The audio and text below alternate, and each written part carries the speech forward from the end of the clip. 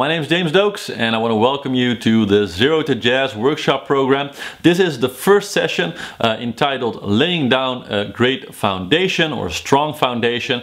And in this workshop I'm going to go into the three basic skills that we'll need to cultivate really regardless of what instrument you play in order to start playing jazz. So you're probably very excited to get started. So without any further ado, let's just get into the nitty-gritty and learn some skills today.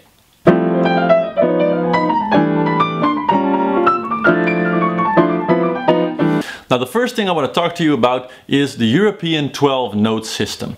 And this is something, it's not a skill, it's really a part of knowledge that you need to understand. It's really the basic block of all, the basic starting point of all music. You see, all music styles, jazz, but also classical, reggae, you know, any music style, Western music style you can think of, is played, is written down or read using the European 12-note system. Now how and when this was exactly invented or discovered, it's not really important. What matters is that all Western instruments, so some Eastern instruments actually work a little differently, have more or less notes, but all Western instruments like the trumpet, the guitar, the harp, the piano, the saxophone, they are all made having just 12 different notes on them. So they really only have 12 notes.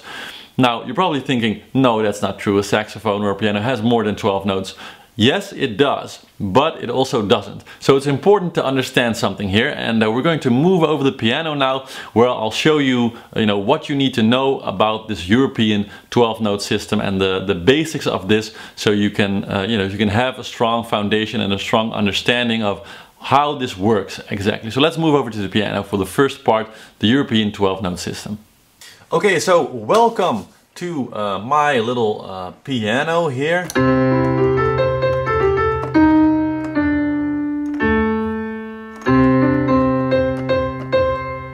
Now I'm really not a piano player or anything, but it's really great advice if you want to play jazz to get yourself a little piano or a keyboard. It doesn't have to be a very super high-tech or super beautiful classical instrument. It can even be like a little toy piano, just so long as you have this instrument, because the piano is really the only instrument where all of the notes of the the European music spectrum, so to speak, are all lined up neatly in a row, so you can really see what is going on. And in order to really get from zero to jazz, to really understand what's going on, technically when you're playing jazz, when you're playing songs, it's really important, or in other words, it's a great first step to visually see what's going on, because that'll give you a lot of insights into the basic mechanics of jazz. And once you understand those, it'll be much easier to grasp and visualize in your head for yourself the more complex things that are going on when you're playing a jazz song. So, tip one, get yourself either a piano or a little toy piano or a keyboard or something like that. So let's take a look at the 12-note system. Now obviously there's way more than 12 notes on this keyboard. So what do I mean when I say the 12-note system? Well, you can see that there's two black keys here, then three black keys, then two black keys again, then three black keys. So there's a structure here, and the structure is really made of 12 notes that just keep repeating over and over and over again. So most instruments actually start on the C. So for the first 7 natural notes, as they're called, we use the first 7 letters of the alphabet, so A, B, C, D, E, F, G. But the first note on most instruments is actually the C. So what we get is C, D, E, F, G, A, B, and then we go to the C again. So it's still A, B, C, D, E, F, G, but most instruments start on the C, so don't be confused by that. And so there I immediately revealed how the block, or what the block that keeps repeating looks like, because this block goes from the C to the next C. So let's go over the 12 notes for a second here. Now, of course, this is true for all instruments, so here on the piano you can easily see them. Now on a saxophone or a trumpet, which has only 3 valves, for example. Of course, you can't, physically see the amount of different notes that are present on the instrument, but through the various combinations, you're actually playing the exact same notes as here on the piano. So all instruments really have the same notes that way. So let's go over the 12 notes of the system, starting on the C here. Now, the natural notes, as they're called, C, D, E, F, G, A, B, and then of course C again, are the notes that have, a name of their own. The black notes, or the half steps as they're called, they derive their names either from the note above or below them, depending on whether you're either playing ascending or playing descending. So let's go through them one by one. This would be C, C sharp or D flat, depending whether you're ascending or descending, D, D sharp or A flat or E flat, pardon me, then E, F, sometimes also called E sharp, the F sharp, then or G flat, of course, the G, then the G sharp or A flat, the A sharp or B flat, and the B, and that makes 12. And then of course to finish the scale we usually play the other C again. So playing those all as one neat scale, we get the chromatic scale, which is a way of saying playing all the notes in the scale, playing all the colors. Chroma is Latin for colored, would sound like this.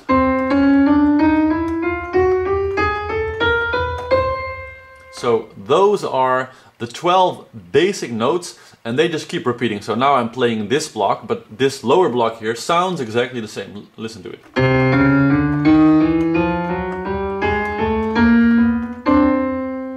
And then here again.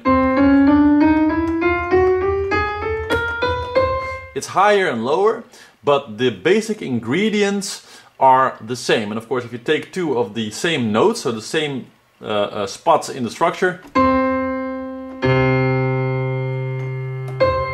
they actually really sound the same, and it goes for all of them.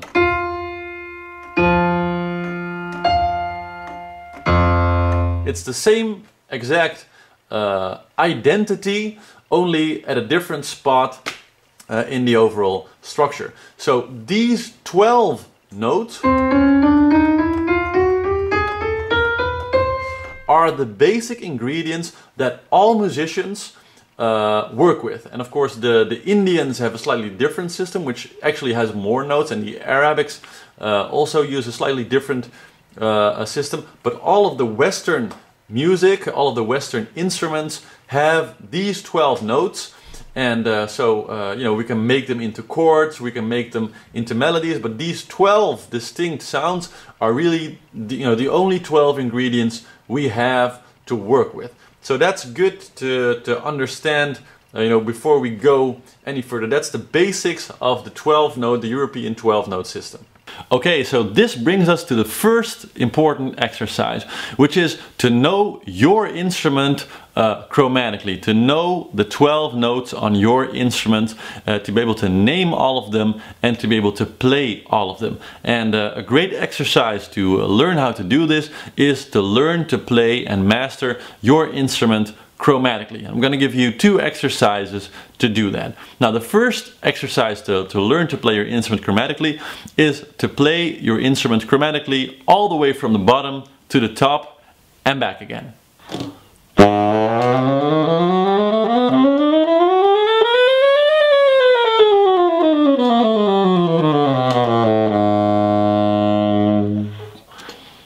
If you do that many times, and in your head say the names of the notes you're playing, so count them up and down, and really think about what you're playing when you're playing it, that'll really help you to create a good mental picture of your instrument. And if I, for example, were to wake you up in the middle of the night and say, where's the B flat situated on your instrument, you would be able to mentally immediately know, where the different, because of course there's several B flats on your instruments, obviously, but you'd be able to name all of them, and you'd be able to play all of them if asked. So that's very important. That's the first exercise.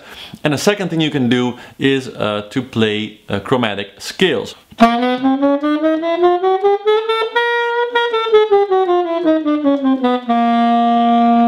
Which means, for example, starting on a C and then playing up to the next C and then the next C and then the next C, or playing on, starting on a B and then playing on to the next B and the next B and the next B, etc., etc. Those two exercises will really help you to master your instrument chromatically, and that's very, very important.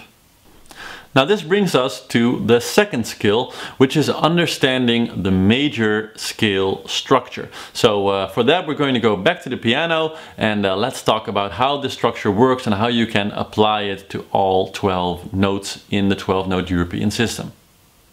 Okay, so now that we understand the 12 basic ingredients, let's start with the first structure that you really need to understand, and that is the major scale structure, or the major sound structure. Now you can already see that there's two black ones, three black ones, and that this, as I said, is sort of the basic block going from C to C. Now this C to C part of the structure has a very distinct sound to it. And you know, we sing it like this: do, re, mi, fa, sol, la, ti, do. And it's, you know, when you're playing the 7 natural notes, that's really the basic of basic chords. And all other chord structures are really variations on this structure. And you know, if we count what we're playing here, then we're playing a whole note, or sort of we're skipping one note here, so we're playing one whole step, then a half step, because we're not, there's no black note in between here, then a whole step again, a whole step again, a whole step again, and then a half step again. So means we're playing 2 whole steps, then a half step, and then 3 whole steps, and then a half step. And there's something very, very interesting. And the best way to illustrate it is like this. If I take this basic major scale, the C major scale, and make it into a simple song. Now fortunately there's a very, very simple song that I'm absolutely sure you'll also know, which is really just playing the C major scale, but with a little melody, and then you get this.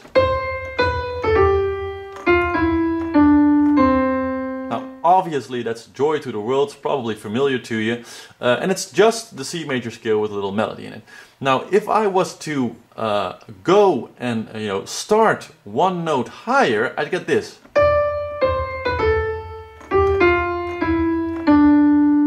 That doesn't quite sound how it's supposed to, right? Now if I go up one more, let's see what happens. So I'm playing obviously out of tune here. Something's wrong. Now what's wrong exactly is that when I start a note higher, or just at a different note, I'm actually using a different structure, because as I just said, 2 whole steps and a half step, 3 whole steps and a half step. But if I start over here, so if I go from the D, then it would be a whole step, a half step, then 3 whole steps, a half step, and then a whole step again. So it's a different structure. Same applies if I start from the E. So the structure here is very, very important. And when we say that you're playing either in key or out of the keys, or out of tune, you're either in tune or out of tune, what you're really saying is you're playing the wrong structure. So part of learning to play jazz is to understand which structure the band is playing in, so you can play within that structure. And as with all things, once you really understand the structure, you can also play outside of the structure, but we will get into those type of thoughts later. But for now, let's first understand this first major scale structure. Now, as I showed, I can play Joy to the World like this. And if I go one higher, I screw up the structure, so it sounds wrong. So how do we correct this? Well, the obvious answer is we need to apply this major structure of 2 whole steps, 1 half steps, 3 whole steps, 1 half step, to this other starting point. So we're in the wrong scale here. If I start on the D here, what would happen if we apply the structure again? So a whole step, another whole step, because we need to do 2 whole steps. Well, this isn't a whole step, so I have to go here, then a half step, then a whole step, another whole step, another whole step, so going over here, and then we're at the D again. So if I play like this, hey, then all of a sudden it works again, because now I'm playing the major structure again. And it goes the same for all the other notes. If I apply the structure to the others,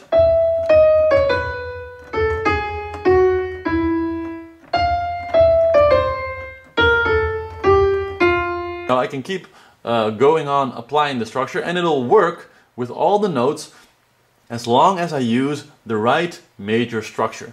Okay, and this brings us to the second skill and the second exercise, which is learning all 12 major scales, which means applying this very simple structure of 2 whole steps, 1 half step, 3 whole steps, 1 half step to all 12 notes, and thus creating all 12 major scales. Now this is very simple. I wouldn't advise to write this down and sort of calculate what they are and then play them. No, just pick up your instrument and you know, start on the C, which is, you know, on all instruments the easiest scale to play. So just go,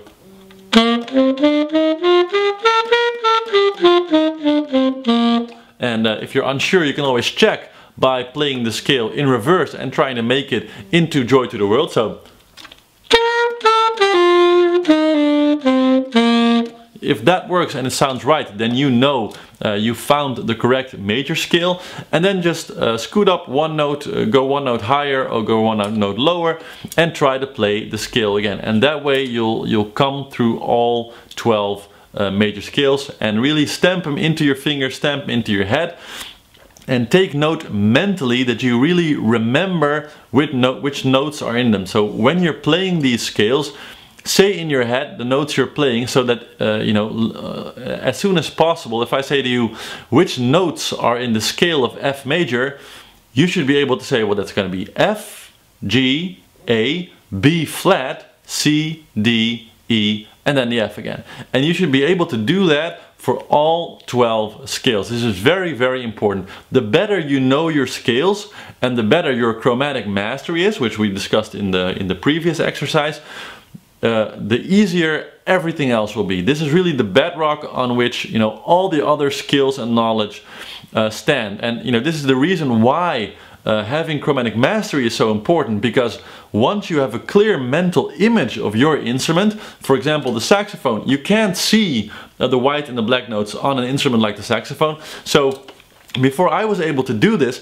I also had to really cultivate a good mental image of where all the notes were on the instrument and which note is which, before you can apply the simple structure of 2 whole notes, of 2 whole steps, 1 half step, 3 whole steps, 1 half step, to, you know, any starting position, and then just play the scale.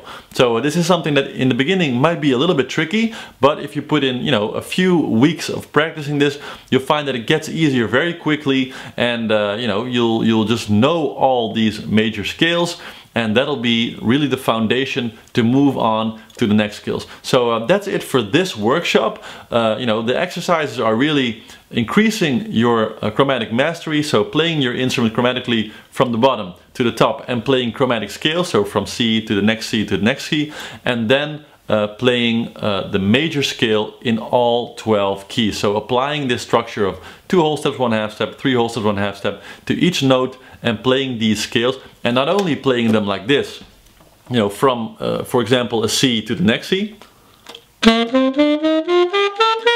but also playing them across your entire instrument. So you know,